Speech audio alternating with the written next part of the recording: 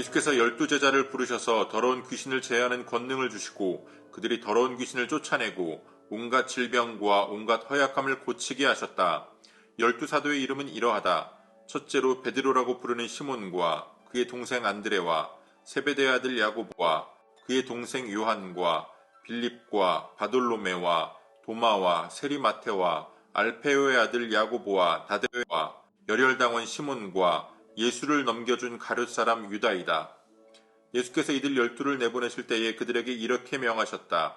이방 사람의 길로도 가지 말고 또 사마리아 사람의 고을에도 들어가지 말아라.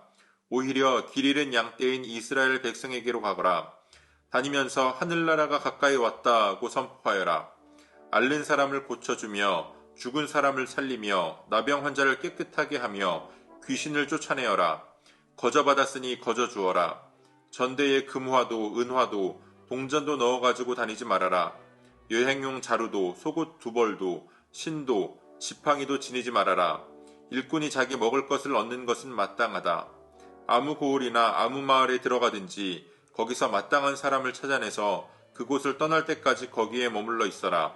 너희가 그 집에 들어갈 때에 평화를 빈다고 인사하여라. 그래서 그 집이 평화를 누리기에 알맞으면 너희가 비는 평화가 그 집에 있게 하고 알맞지 않으면 그 평화가 너희에게 되돌아오게 하여라. 누구든지 너희를 영접하지 않거나 너희의 말을 듣지 않거든 그 집이나 그 고을을 떠날 때에 너희 발에 묻은 먼지를 떨어버려라. 내가 진정으로 너희에게 말한다. 심판날에는 소돔과 고모라 땅이 그 고을보다는 견디기가 쉬울 것이다. 아멘. 2월 10일 금요일 오늘의 매일 성경 본문 말씀은 마태복음 10장 1절로 15절까지의 말씀입니다. 추수할 일꾼을 찾으시던 예수님께서 이제 12제자를 부르시고 그들을 파송하십니다. 이 12제자의 면면을 살펴보면 이들 중 어느 누구도 그렇게 특출난 사람이 없습니다.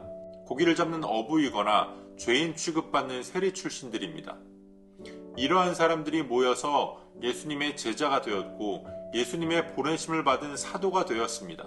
이들은 세상적인 기준으로는 별로 내세울 것이 없는 사람들이지만 예수님의 제자로 예수님의 보냄을 받은 사도들이 되었습니다. 예수님께서 이들에게 맡기시는 사역들은 예수님께서 해오시던 사역과 동일합니다. 천국의 복음을 증거하고 병든 자를 고쳐주고 귀신을 쫓아내는 그러한 일을 행하라라고 말씀하십니다.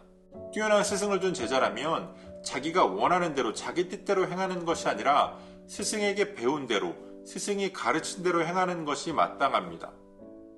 예수님께서 행하셨던 그 일들을 이제는 제자들이 나아가서 하게 됩니다. 예수님은 먼저 이방인이나 사마리아 동네로 가지 말고 이스라엘의 잃어버린 양에게로 가라 말씀하십니다. 이방인과 사마리아가 예수님의 구원 계획의 이 구속 사역에 배제된다는 뜻이 아닙니다.